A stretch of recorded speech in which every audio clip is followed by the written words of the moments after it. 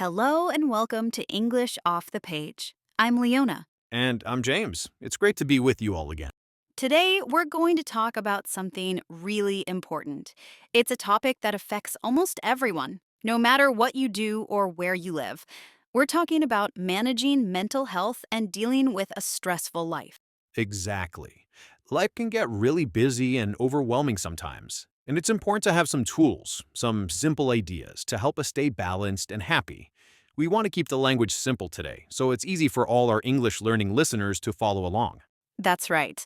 So let's start with the basics. James, what does stress mean to you? Especially with your job as an app developer, I imagine it can be quite stressful. Oh, for sure. For me, stress is this feeling of pressure.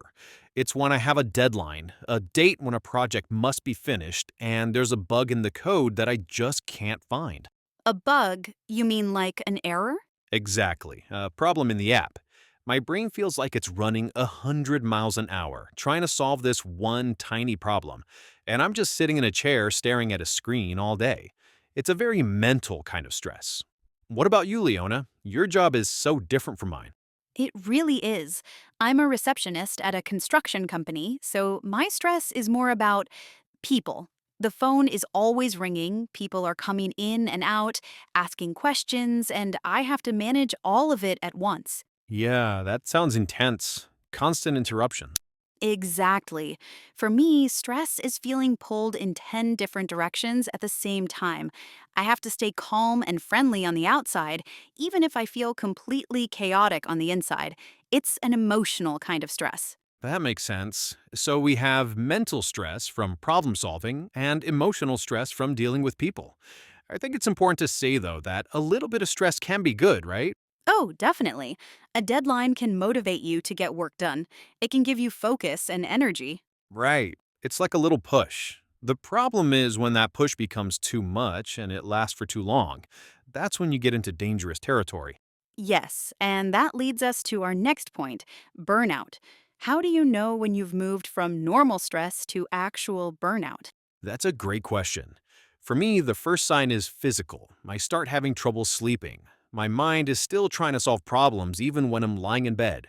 Ugh, that's the worst. You're tired, but you can't turn your brain off. Exactly. And then I wake up feeling exhausted, even if I got 8 hours of sleep. I also get headaches. It's like my body is telling me, hey, you need to slow down. I get that too. For me, the biggest sign is emotional. I become really irritable. Small things that usually don't bother me suddenly make me angry or upset. Right, like someone asks a simple question and you just want to snap at them. Yes, I also lose my motivation.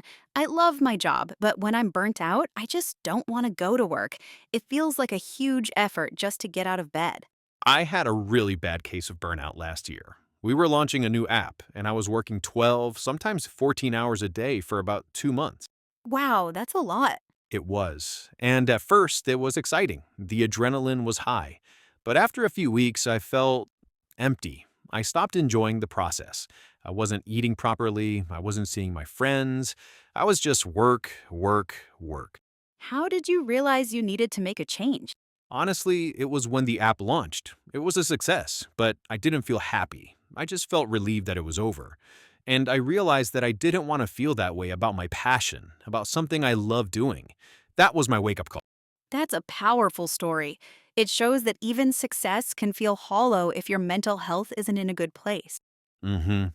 So, we've talked about what stress is and how to recognize burnout. Now, for the most important part, what can we actually do about it? Let's talk about some practical strategy.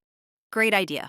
I can start. Since my job is very hectic and I'm always on, one of the most important things for me is taking small, deliberate breaks.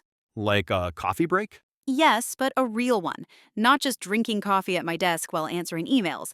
I mean stepping away from my desk for 5 minutes. I'll walk outside, look at the sky, and just breathe. It helps me reset my brain. That's so important to physically remove yourself from the stressful environment. It is. And sometimes I can't leave my desk, so I do simple breathing exercises. I just close my eyes for 30 seconds, breathe in slowly for 4 counts, and breathe out for 4 counts. It's amazing how much calmer I feel afterwards. I've heard about that. It's a form of mindfulness, right? Being present in the moment. Exactly. Another huge thing for me is leaving work at work. When I finish my day, I have a little routine. I tidy my desk, write my to do list for the next day, and when I walk out that door, I mentally say, work is finished. Creating a clear boundary. That must be hard when you have a people focused job. You might still be thinking about a conversation you had. It is, but the routine helps. And having a hobby is essential. For me, it's gardening. Getting my hands in the dirt and watching things grow is the complete opposite of my job. It's quiet and slow. That's fantastic. My strategies are a bit different because my problem isn't too many interruptions. It's not enough. It's just me and the screen for hours. So for me, movement is key. Right, you have to fight against sitting all day. Yeah, after my burnout experience, I started using the Pomodoro technique. Have you heard of it? I think so. Is it where you work for a short time and then take a break? That's the one. I work with intense focus for 25 minutes, then I take a 5-minute break. And in that break, I have to stand up. I stretch, I walk around my apartment, I get a glass of water.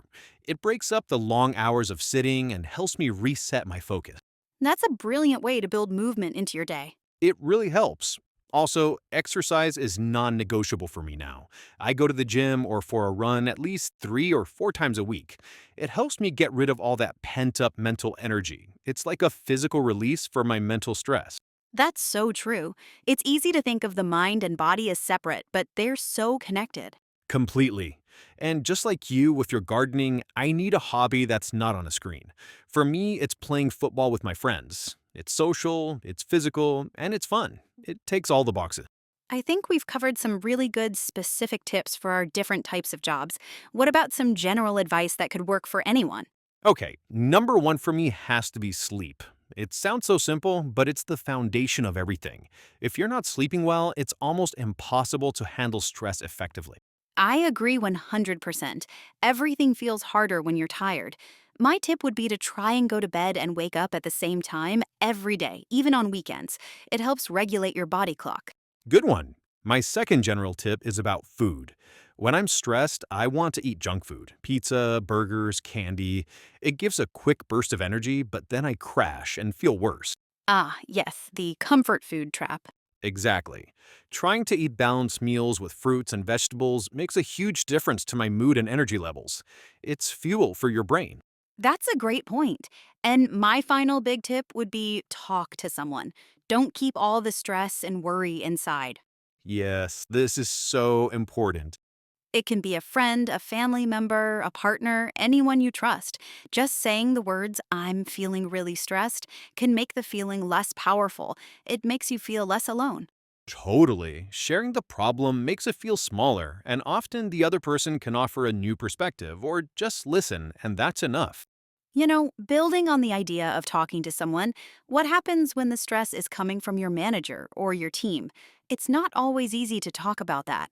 That's a really difficult situation. It's one thing to talk to a friend, but it's another to talk to the source of the stress. Right. So, to summarize our strategies, for people with busy, interactive jobs, try taking short breaks and creating a clear boundary between work and home life. And for those with desk jobs, build movement into your day with techniques like Pomodoro and make sure you have regular exercise.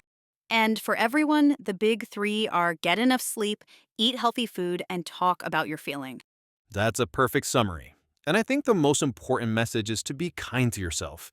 It's okay to not be okay. It's okay to have a bad day. The goal isn't to eliminate stress completely, that's impossible. Right.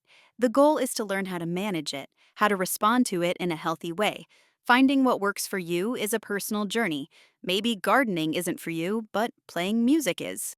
Exactly. Experiment and see what helps you feel balanced. Don't be afraid to try new things. Well, that feels like a good place to wrap up. We hope this conversation has been helpful.